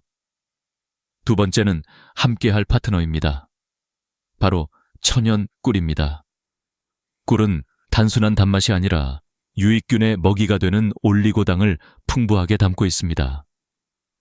또 꿀에는 미네랄과 아미노산, 항산화 성분이 들어있어 장내 환경을 정화하고 몸의 회복을 촉진합니다. 특히 꿀에 함유된 붕소라는 미네랄은 남성 호르몬 분비와 직접적으로 연결됩니다. 그래서 꿀은 단순히 맛을 더하는 것이 아니라 몸의 기계를 되살리는 핵심 연료가 됩니다. 세 번째는 황금 비율과 시간입니다. 많은 환자들이 얼마나 마셔야 합니까? 라고 묻습니다. 정답은 의외로 간단합니다. 막걸리 반컵, 약 100ml, 꿀 한 큰술. 이 비율이 가장 이상적입니다. 더 많이 마시면 간에 부담을 주고 적게 마시면 효과가 줄어듭니다. 그리고 반드시 잠들기 전 1시간. 이 시간이 황금 시간입니다. 왜냐하면 장은 우리가 자는 동안 가장 활발하게 회복하고 재생하기 때문입니다. 유산균과 꿀이 이때 들어가면 그 효과가 극대화됩니다. 네 번째는 온도와 방법입니다. 술은 시원해야 한다는 고정관념이 있지만 치료 목적으로는 다릅니다. 냉장고에서 막 꺼낸 차가운 막걸리는 오히려 장을 위축시킬 수 있습니다. 냉장에서 꺼내 10분 정도 두었다가 살짝 시원할 때 마시는 것이 가장 좋습니다. 꿀은 그대로 섞어 잘 저어 마시면 됩니다. 중요한 것은 다른 안주와 함께하지 않는 것입니다. 파전이나 김치를 곁들이면 유해균의 먹이가 되어 오히려 효과를 떨어뜨립니다. 오직 순수하게 한 잔만. 그것이 황금 습관 의식의 핵심입니다. 물론 모든 사람에게 이 방법이 적합한 것은 아닙니다. 간 질환이나 당뇨가 있는 분들은 반드시 전문가와 상의해야 합니다. 꿀 대신 다른 유익균 먹이를 활용할 수도 있지만 그 역시 조율이 필요합니다. 중요한 것은 내 몸의 상태를 먼저 이해하고 그 위에 습관을 세워야 한다는 점입니다. 저는 많은 환자들에게 이 작은 의식을 전했고 그 결과를 직접 목격했습니다. 한 환자는 오랫동안 불면증과 무기력으로 고통받다가 이 습관을 시작한 뒤 한 달 만에 숙면을 취할 수 있게 되었다고 말했습니다. 또 다른 환자는 부부 사이에 끊겼던 대화가 다시 이어졌다고 했습니다. 그들은 모두 공통적으로 이야기했습니다. 단순한 한 잔이 이렇게 큰 변화를 줄 줄은 몰랐습니다. 여러분, 황금 습관 의식은 결코 특별하거나 거창한 것이 아닙니다. 단지 작은 잔 하나, 그러나 그 안에는 수천억 마리의 살아있는 미생물과 자연의 영양이 담겨 있습니다. 그것이 몸속 뿌리를 살리고 잠든 에너지 공장을 다시 가동시키는 열쇠입니다. 이제 여러분도 오늘 밤 바로 시작할 수 있습니다. 단순한 선택 하나가 내일 아침의 활력을 결정합니다. 몸은 항상 정직하게 반응합니다. 그 반응을 경험하는 순간 여러분은 왜 제가 이 습관을 황금 의식이라고 부르는지 알게 될 것입니다. 이제 다음 단계에서는 실제로 이 의식이 몸과 마음을 어떻게 바꿔놓는지를 구체적인 사례와 수치로 보여드리겠습니다. 그것은 단순한 체감이 아니라 의학적으로도 증명된 변화입니다. 저는 언제나 환자들에게 말합니다. 몸은 거짓말을 하지 않습니다. 수치가 곧 진실을 보여줍니다. 사람들은 대개 기분이나 느낌으로만 건강을 판단하려 합니다. 하지만 우리가 눈으로 확인할 수 있는 수치야말로 변화의 가장 확실한 증거입니다. 그래서 저는 황금 습관 의식을 꾸준히 실천한 환자들의 전과 후를 수치로 기록해왔습니다. 먼저 68세의 한 남성 환자 사례입니다.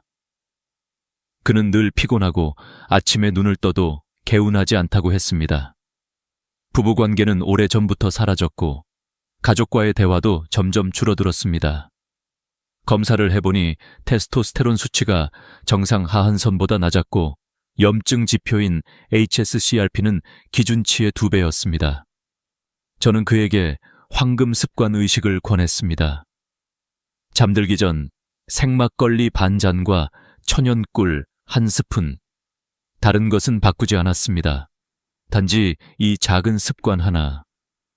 8주 후 다시 검사를 했을 때 HSCRP 수치는 절반 이하로 떨어졌고 테스토스테론은 정상 범위로 올라왔습니다. 그는 활짝 웃으며 말했습니다. 아침에 눈을 뜨면 몸이 가볍습니다. 아내와 함께 걷는 시간이 즐겁고 마음이 다시 살아난 것 같습니다. 그의 아내는 덧붙였습니다. 남편의 눈빛이 다시 따뜻해졌습니다. 예전처럼 농담도 하고 웃기도 해요. 또 다른 사례는 65세 여성 환자였습니다. 그녀는 오랫동안 불면증에 시달렸습니다. 작은 소리에도 금세 깨고 약을 먹어도 숙면을 취하지 못했습니다. 우울감이 깊어져 남편과도 자주 다투었습니다. 저는 그녀에게도 황금 습관 의식을 권했습니다. 단, 알코올이 부담될 수 있어 꿀과 따뜻한 보리차를 섞어 마시도록 했습니다. 한 달 뒤 그녀는 반짝이는 눈빛으로 다시 찾아왔습니다. 선생님, 덕분에 약을 끊고도 숙면을 취했습니다. 아침에 일어나면 기분이 가볍고 하루가 즐겁습니다. 옆에 있던 남편은 환하게 웃으며 말했습니다. 제 아내가 다시 다정해졌습니다. 이런 변화는 단순한 기분 탓이 아닙니다. 실제로 연구 결과도 이를 뒷받침합니다.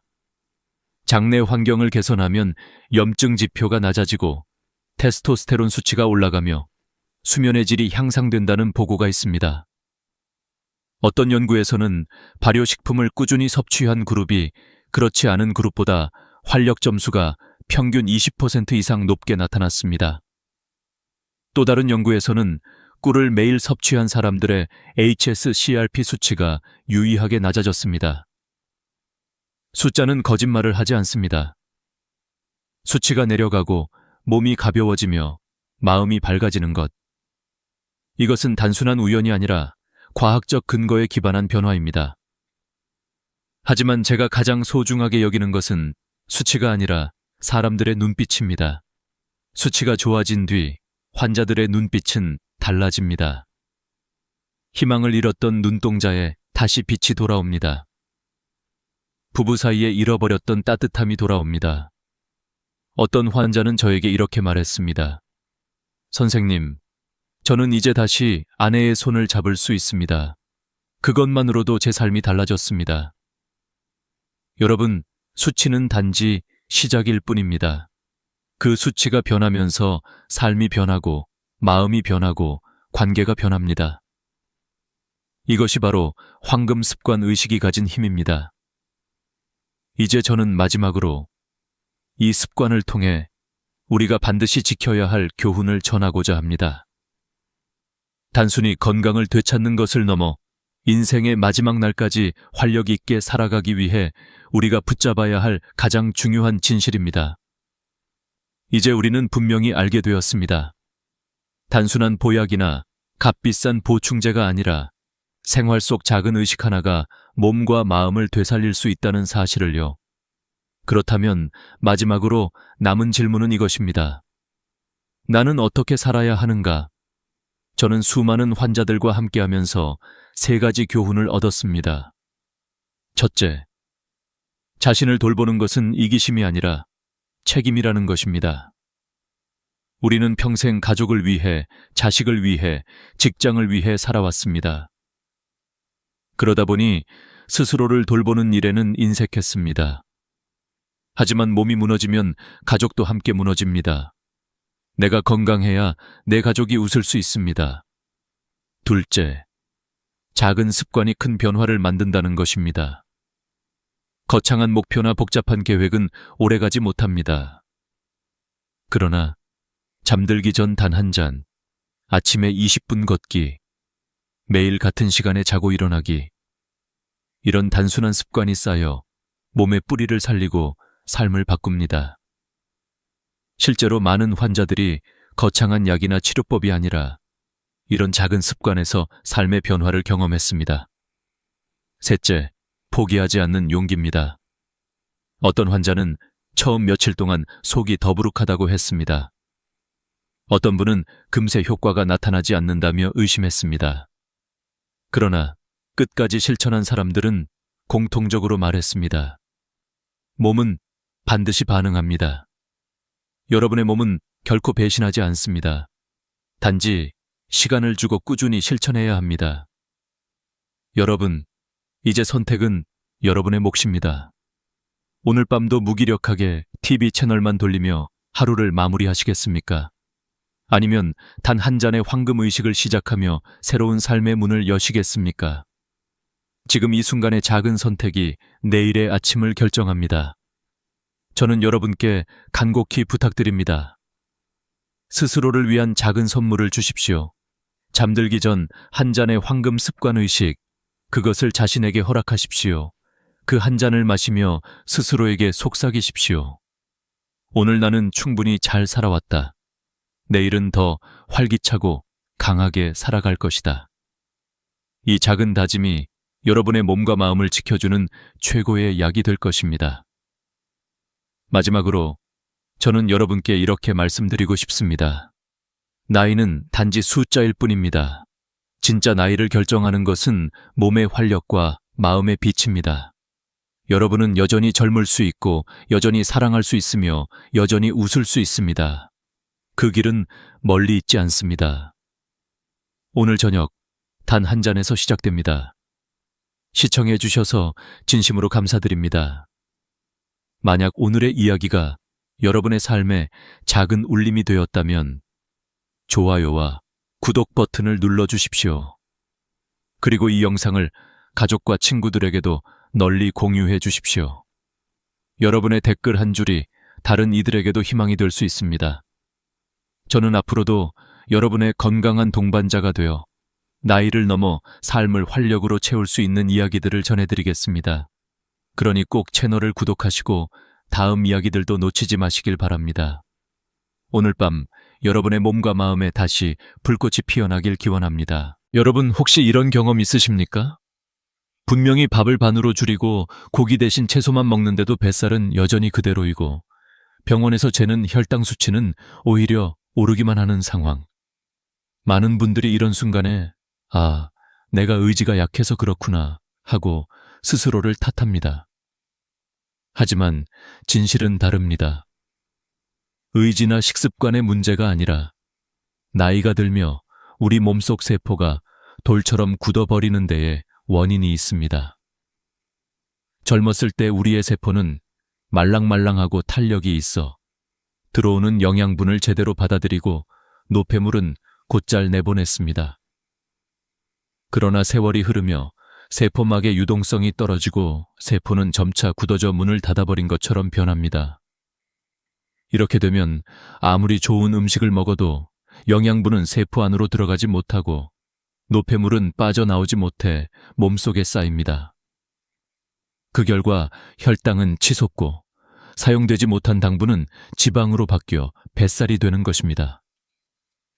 이 사실을 깨달으면 의문이 풀립니다. 왜 운동을 열심히 해도 피로만 쌓이고 왜 채식을 해도 혈당이 잡히지 않는지. 모든 이유는 굳어버린 세포에 있었습니다. 문제는 더 깊고 은밀한 곳에 숨어 있었던 것이죠. 그렇다면 어떻게 해야 이 세포를 다시 깨울 수 있을까요? 놀랍게도 해답은 아주 단순합니다. 바로 아침에 마시는 소금물 한 잔입니다. 많은 분들이 소금은 몸에 해로운 거 아닌가 하고 의문을 갖습니다. 그러나 적절한 농도와 방법으로 마시는 소금물은 오히려 세포에 생명을 불어넣습니다. 나트륨과 미네랄이 세포막의 통로를 열어주어 영양분이 들어가고 당분이 에너지로 바뀌며 쌓인 노폐물이 배출되는 길이 열립니다. 저는 직접 경험했습니다. 1500일 동안 매일 아침 소금물을 마신 결과 허리둘레가 15cm 줄고 혈당은 180에서 90으로 안정되었으며 피로감마저 사라졌습니다. 이건 단순한 우연이 아닙니다. 세포의 문이 열리자 몸 전체의 리듬이 살아난 겁니다. 똑같은 음식을 먹어도 이제는 뱃살로 가지 않고 활동 에너지로 바뀌는 기적 같은 변화가 일어난 것이죠. 여러분, 생각해 보십시오. 젊었을 때 피부를 손가락으로 눌렀을 때 금세 탱탱하게 돌아오던 모습. 지금은 눌린 자국이 오래 남아있지 않습니까? 이것이 바로 세포가 굳었다는 신호입니다. 피부만이 아니라 전신 세포가 다 이런 상태가 된 겁니다. 세포를 환풍기에 비유하면 이해가 쉽습니다. 환풍기가 녹슬어 작동하지 않으면 기름때가 빠져나가지 못하고 공기는 탁해집니다. 세포도 굳으면 영양소는 들어가지 못하고 노폐물은 쌓이게 됩니다. 따라서 진짜 문제는 단순한 다이어트나 운동의 부족이 아니라 이미 문을 닫아버린 세포에 있었습니다. 그리고 해결책은 거창한 것이 아니라 매일 아침의 작은 습관, 소금물 한 잔에서 시작됩니다. 이제부터 저는 왜 세포가 굳는지, 소금물이 어떻게 이 문제를 풀어내는지, 그리고 실제로 어떤 변화를 만들어내는지를 차례대로 알려드리겠습니다. 여러분이 이 이야기를 끝까지 들으신다면 뱃살과 혈당, 그리고 잃어버린 활력을 되찾을 단서를 얻게 되실 겁니다. 제가 진료실에서 만난 68세 여성 환자분 이야기를 먼저 들려드리겠습니다. 이분은 매일같이 채소 위주의 식단을 하고 밥도 반 공기만 드셨습니다. 게다가 기름진 음식은 거의 입에도 대지 않았습니다. 그런데도 혈당은 늘 170을 넘었고 치마 허리는 점점 더 조여왔습니다. 내가 게으른 걸까? 나이가 들어서 어쩔 수 없는 걸까? 하며 스스로를 탓하며 눈시울을 붉히시던 모습이 아직도 잊히지 않습니다. 하지만 그분이 매일 아침 소금물 한 잔을 습관으로 들이면서 불과 2주 만에 눈에 띄는 변화를 겪었습니다. 허리띠가 헐렁해졌고 아침마다 하던 집안일을 끝내도 예전처럼 숨이 차지 않았습니다. 무엇보다 활력이 돌아와서 오히려 남편과 공원을 함께 걸을 때 본인이 더 오래 걷게 되었다고 말씀하시더군요. 이 변화는 단순히 체중의 문제가 아니었습니다. 세포에 쌓여있던 노폐물이 빠져나가고 말랑해진 세포가 다시 에너지를 받아들이기 시작한 겁니다. 의학적으로 설명하자면 세포막의 유동성이 회복되면서 포도당이 세포 안으로 들어가고 인슐린 저항성이 완화된 것입니다. 실제로 당뇨 환자들의 혈당 변화를 추적한 연구에서도 미네랄 균형이 회복되면 혈당이 안정되는 비율이 크게 높아졌다는 결과가 나와 있습니다. 여러분도 경험해 보셨을 겁니다. 운동을 하고 땀을 많이 흘린 뒤 아무리 물을 마셔도 갈증이 쉽게 풀리지 않는 경우가 있죠. 그런데 스포츠 음료를 한 모금 마시면 훨씬 빨리 갈증이 해소됩니다. 이유는 단순합니다. 물만으로는 세포 안으로 수분이 잘 들어가지 못하지만 미네랄이 함께 공급되면 세포의 문이 열리면서 수분이 제대로 흡수되기 때문입니다. 아침 소금물의 원리도 똑같습니다. 밤새 미네랄이 빠져나간 우리 몸에 미지근한 소금물 한 잔이 들어오면 세포는 즉시 깨어나 준비 태세를 갖춥니다. 실제로 저도 소금물을 시작하기 전에는 매일 아침이 너무 힘들었습니다. 침대에서 일어나기가 버겁고 커피를 마셔도 피로가 가시지 않았습니다. 그런데 소금물을 꾸준히 마시면서 아침 기상이 한결 가벼워졌습니다. 커피 대신 소금물로 하루를 시작하니 오히려 오전 내내 집중력이 유지되더군요. 단순한 체험담이 아니라 세포가 다시 에너지를 받아들이는 구조적인 변화가 일어나고 있었던 것입니다. 한 가지 더 말씀드리고 싶은 건 소금물은 단순히 뱃살이나 혈당에만 영향을 주는 것이 아니라는 겁니다. 60대 중반 여성 환자분 중에는 얼굴 붓기 때문에 늘 스트레스를 받던 분이 계셨습니다. 아침마다 눈꺼풀이 퉁퉁 붓고 발등이 부어 신발을 신기가 힘들어 외출조차 꺼리셨던 분이었죠. 그런데 소금물을 시작한 지 2주 만에 눈꺼풀 붓기가 빠지고 표정이 한결 밝아졌습니다.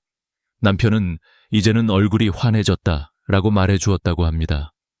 붓기가 사라진 이유는 세포 안팎의 수분 균형이 회복되었기 때문입니다. 미네랄이 세포막을 자극해 세포 안으로 수분이 다시 들어가고 불필요한 수분은 신장을 통해 배출된 겁니다. 의학적 지표로도 이를 확인할 수 있습니다. 부종 환자의 경우 혈액 속 나트륨 농도가 일정 수준 이하로 떨어지는 경우가 많은데 이는 미네랄 불균형의 결과입니다. 적절한 농도의 소금물은 세포가 수분을 제대로 활용할 수 있게 도와주며 결과적으로 붓기를 완화시키는 효과를 가져옵니다. 이런 체험과 연구 결과를 하나로 모아보면 명확합니다.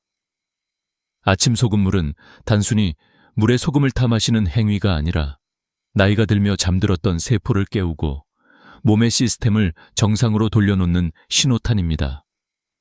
그리고 그 신호는 일주일 안에 체감할 수 있을 정도로 빠르게 나타납니다.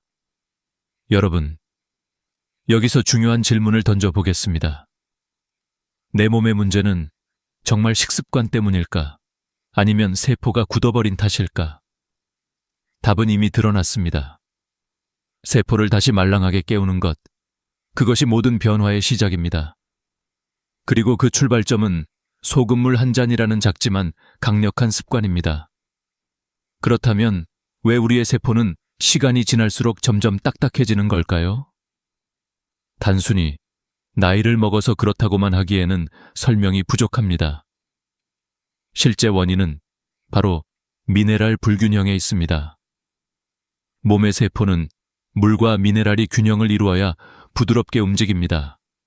하지만 50대 이후로는 몸속에서 미네랄이 빠져나가는 속도가 빨라집니다. 땀을 흘리거나 소변을 볼 때 혹은 잠을 자는 동안에도 나트륨, 칼륨, 마그네슘 같은 중요한 미네랄이 조금씩 사라집니다.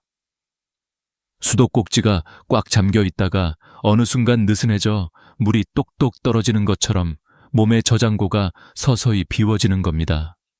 실제로 여러분도 이런 경험을 해보셨을 겁니다. 운동을 한 뒤 땀을 흠뻑 흘리고 나서 물을 아무리 마셔도 목마름이 풀리지 않는 순간, 아침에 일어나 밥을 먹기 싫고 입맛조차 없는 순간, 이것이 바로 미네랄 부족이 보내는 신호입니다. 단순히 물을 마시는 것으로는 해결되지 않습니다.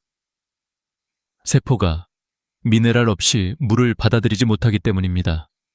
그래서 똑같이 마시는 물이라도 미네랄이 들어있는 경우에만 갈증이 풀리고 몸이 살아나는 겁니다. 이 원리를 보여주는 또 다른 예가 있습니다. 운동 후 스포츠 음료를 마셨을 때 갈증이 금세 사라지는 이유, 아침에 된장국 한 숟갈로 입맛이 되살아나는 이유도 바로 미네랄 때문입니다. 나트륨과 칼륨이 균형을 잡아주면서 세포의 문이 열리고 수분과 영양분이 제대로 흡수되기 시작하는 것이죠. 그러나 우리가 매일 스포츠 음료나 짠 음식을 먹을 수는 없습니다. 당분과 화학 첨가물이 오히려 건강을 해칠 수 있기 때문입니다. 그래서 해법은 단순합니다. 가장 자연스럽고 순수한 형태로 미네랄을 보충하는 방법, 바로 미지근한 물에 소금 한 꼬집을 섞어 마시는 것입니다. 밤새 굳어있던 세포에 생명수를 붓는 것과 같습니다. 이렇게 하면 세포는 다시 말랑말랑해지고 몸속 에너지 순환이 시작됩니다. 실제로 저의 또 다른 환자, 74세 여성분은 수십 년 동안 변비로 고생했습니다. 사흘에 한 번씩 화장실에 가는데도 늘 힘이 들었고 여러 약을 써보아도 효과는 일시적이었습니다. 그런데 아침 소금물을 열흘 정도 꾸준히 마신 뒤 매일 시원하게 화장실을 다녀오게 되었다고 기뻐하셨습니다. 장의 운동성이 살아나고 수분이 장 안으로 들어와 변을 부드럽게 만들었기 때문입니다. 여기서 중요한 것은 소금물의 양과 타이밍입니다. 무조건 많이 마신다고 좋은 것이 아닙니다. 오히려 과하면 부작용이 생깁니다. 핵심은 아침 공복에 미지근한 물 200ml에 소금 한 꼬집. 이 정도가 우리 체액과 비슷한 농도를 이루며 가장 자연스럽게 흡수됩니다. 그리고 마실 때는 벌컥벌컥 삼키지 말고 한 모금씩 입안에 머금었다가 삼키는 것이 좋습니다. 입안 점막에서도 미네랄이 흡수되기 때문입니다. 저는 늘 환자들에게 이렇게 말합니다. 하루 이틀로는 큰 변화를 못 느낄 수 있습니다. 하지만 일주일, 2주일만 꾸준히 해보세요. 세포가 변화를 받아들이고 몸이 적응하면 반드시 달라집니다. 사실 우리 몸은 금방 바뀌는 기계가 아니라 시간을 들여야 하는 정원과도 같습니다. 정원에 매일 물을 주면 조금씩 푸른 잎이 돋아나듯 세포에도 매일 생명의 신호를 보내야 합니다. 이제 여러분도 스스로 느끼실 겁니다. 단순히 식사량을 줄이고 운동을 억지로 늘리는 것만으로는 한계가 있다는 사실을요. 문제의 근본은 세포의 굳어짐, 그리고 그 뿌리에 있는 미네랄 불균형입니다. 이걸 해결하지 않는 한 아무리 애써도 몸은 제자리 걸음을 할 수밖에 없습니다. 하지만 작은 습관 하나, 아침 소금물 한 잔은 그 고리를 끊어내는 열쇠가 될 수 있습니다. 다시 한번 강조합니다. 몸의 진짜 변화를 원하신다면 세포를 다시 깨워야 합니다. 세포가 깨어날 때 혈당은 안정되고 뱃살은 줄어들고 무엇보다 삶의 활력이 돌아옵니다. 그리고 그 변화는 결코 먼 미래가 아니라 단 일주일 안에 시작될 수 있습니다. 아침 소금물을 어떻게 마셔야 가장 큰 효과를 볼 수 있을까요? 지금부터는 제가 직접 경험하고 또 수많은 환자분들과 함께 검증한 소금물 프로토콜을 알려드리겠습니다. 원칙은 간단하지만 세세한 부분까지 지켜야만 제대로 된 변화를 얻을 수 있습니다. 첫째, 타이밍입니다. 반드시 아침에 일어나자마자 공복에 마셔야 합니다. 밤새 몸은 땀과 호흡을 통해 미네랄과 수분을 잃습니다. 이때 위는 텅 비어 있어 흡수 속도가 가장 빠릅니다. 만약 아침 식사 후에 마신다면 소금물은 음식물과 섞여 단순히 짠 음식으로만 작용할 뿐 흡수 효율은 현저히 떨어집니다. 둘째, 농도입니다. 종이컵 200ml 기준으로 소금 한 꼬집 혹은 그라인더로 한 바퀴 돌린 양이 적당합니다. 너무 싱거우면 효과가 없고 너무 짜면 위에 부담을 줄 수 있습니다. 중요한 건 내 체액과 비슷한 농도라는 점입니다. 직접 마셔봤을 때 약간 짭짤하다 느껴지는 정도가 가장 적합합니다. 셋째, 온도입니다. 차가운 물은 위에 충격을 주고 뜨거운 물은 입안에서 마시기 어렵습니다. 손으로 컵을 잡았을 때 미지근하다고 느껴지는 온도가 이상적입니다. 이 정도면 소금도 잘 녹고 위장도 편안하게 받아들입니다. 넷째, 마시는 방법입니다. 벌컥벌컥 단숨에 삼키지 마세요. 한 모금씩 입에 머금고 혀와 잇몸을 타고 돌린 뒤 삼키는 게 좋습니다. 입안 점막에서도 미네랄이 흡수되기 때문입니다. 동시에 침샘이 자극되어 소화액 분비가 활발해지고 위장도 천천히 준비할 수 있습니다. 한 컵을 마시는데 30초에서 1분 정도 시간을 투자하세요. 다섯째, 흡수 시간입니다. 소금물을 마신 후 최소 20분 동안은 아무것도 먹지 말아야 합니다. 그래야 세포가 충분히 미네랄을 받아들이고 몸속에서 흡수가 제대로 이루어집니다. 많은 분들이 이 시간을 지키지 못해 효과가 반감되곤 합니다. 저는 이 20분 동안 간단히 스트레칭을 하거나 창가에 앉아 아침 햇살을 받으며 하루 일정을 정리합니다. 그렇게 하면 단순히 기다리는 시간이 아니라 몸과 마음을 깨우는 시간이 됩니다. 여섯째, 물 섭취입니다. 소금물을 마시면 자연스럽게 갈증이 날 수 있습니다. 이는 몸이 수분 균형을 맞추려는 정상적인 반응입니다. 이때는 하루 1.5리터에서 2리터 정도를 나눠서 마시는 게 좋습니다. 한 번에 많이 마시지 말고 조금씩 자주 마셔야 세포가 꾸준히 수분을 공급받습니다. 마지막으로 꾸준함입니다. 최소 3개월 이상은 매일 같은 시간에 반복해야 합니다.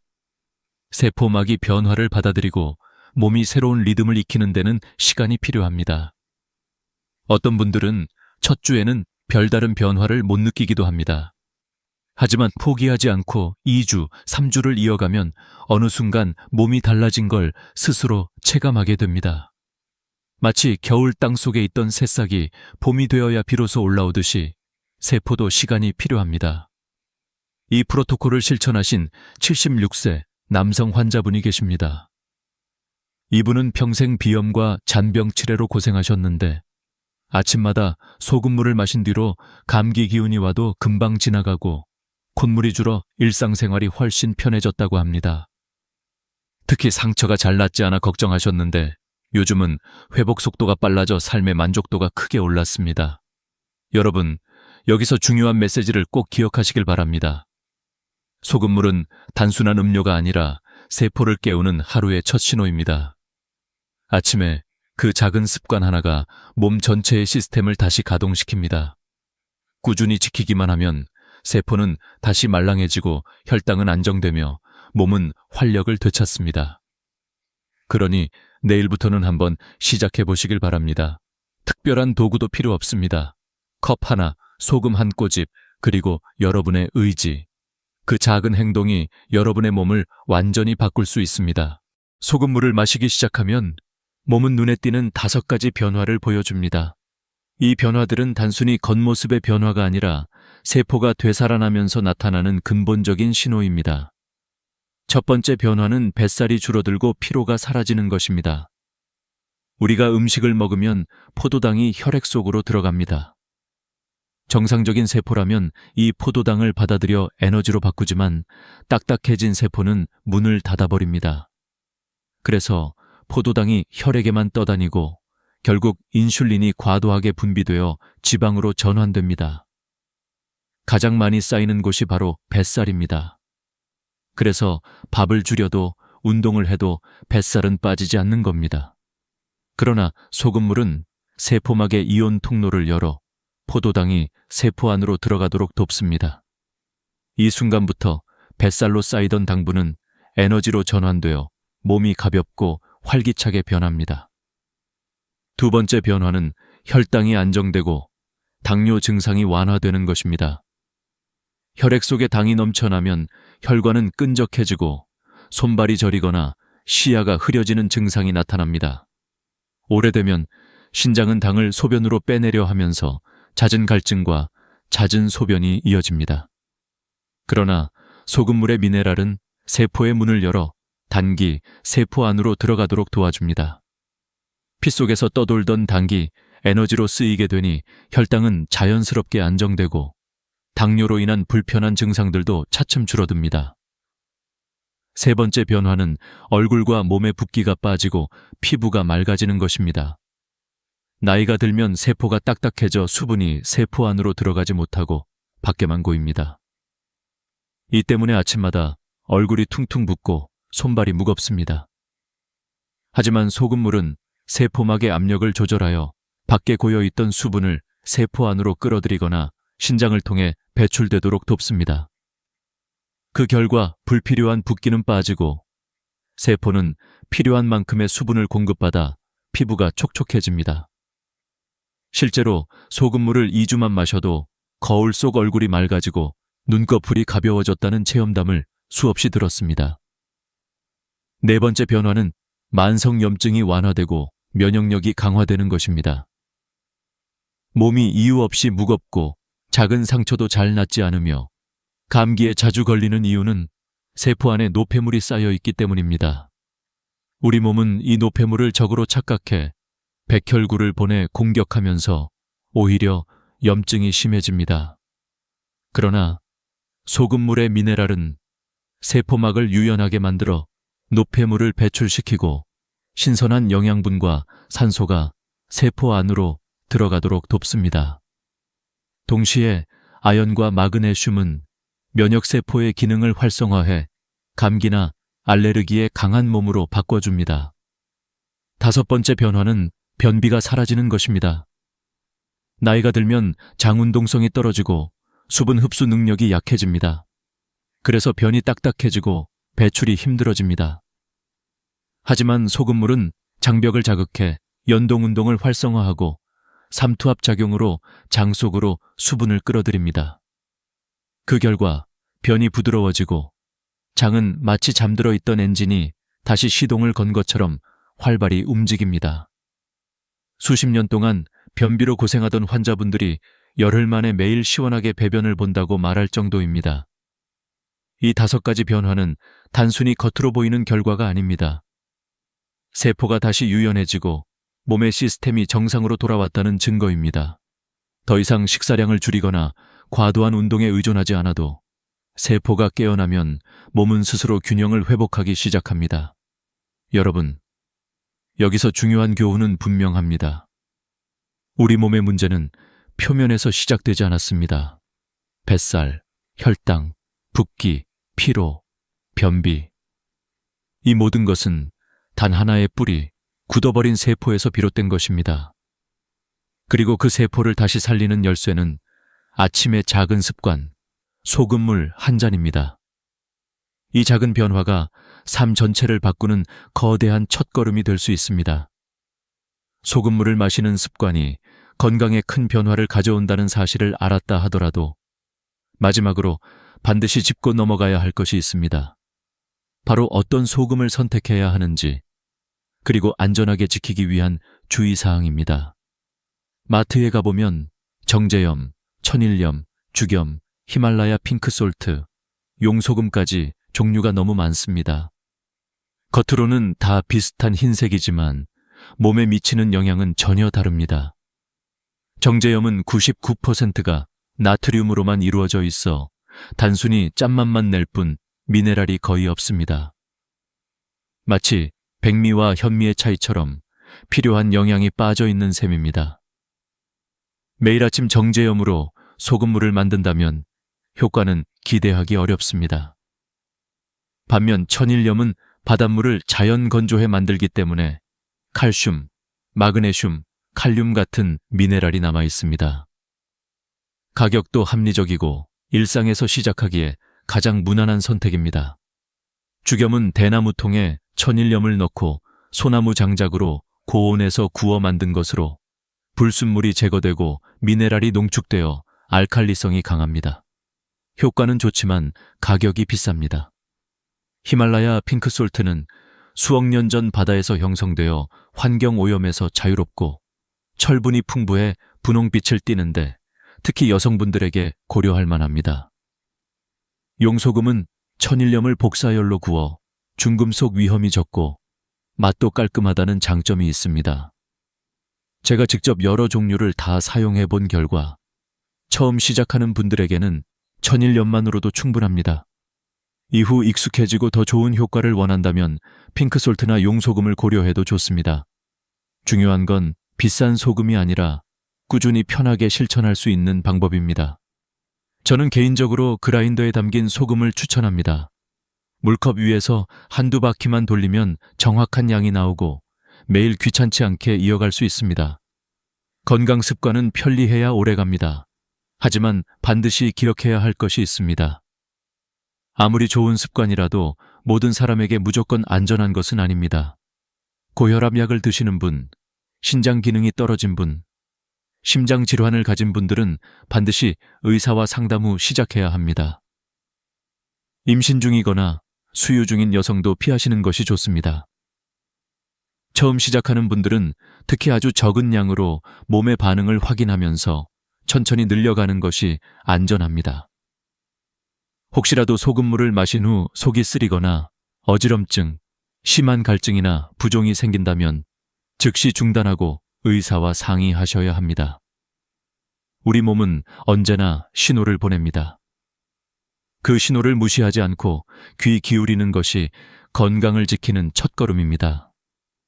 이제 이야기를 마무리할 때가 되었습니다. 여러분, 오늘 제가 드린 말씀은 단순히 소금물을 마셔라라는 조언이 아닙니다. 세포를 다시 깨워라, 몸의 근본을 회복하라는 메시지입니다. 뱃살, 혈당, 붓기, 만성피로, 변비. 이 모든 문제의 뿌리는 세포의 굳어짐에서 시작됩니다. 그리고 그 세포를 다시 유연하게 만드는 가장 간단하고 강력한 방법이 바로 아침 소금물 한 잔입니다. 여러분의 하루가 바뀌면 삶이 바뀝니다. 작은 습관 하나가 건강을 그리고 미래를 바꿉니다. 오늘부터라도 자신에게 이 질문을 던져보십시오. 나는 세포를 깨우는 선택을 하고 있는가? 답은 여러분 손안에 있습니다. 이 영상을 끝까지 함께 해주셔서 감사합니다. 혹시 이 내용이 도움이 되었다면 좋아요와 구독을 눌러주시고 가족이나 친구에게도 꼭 공유해 주세요.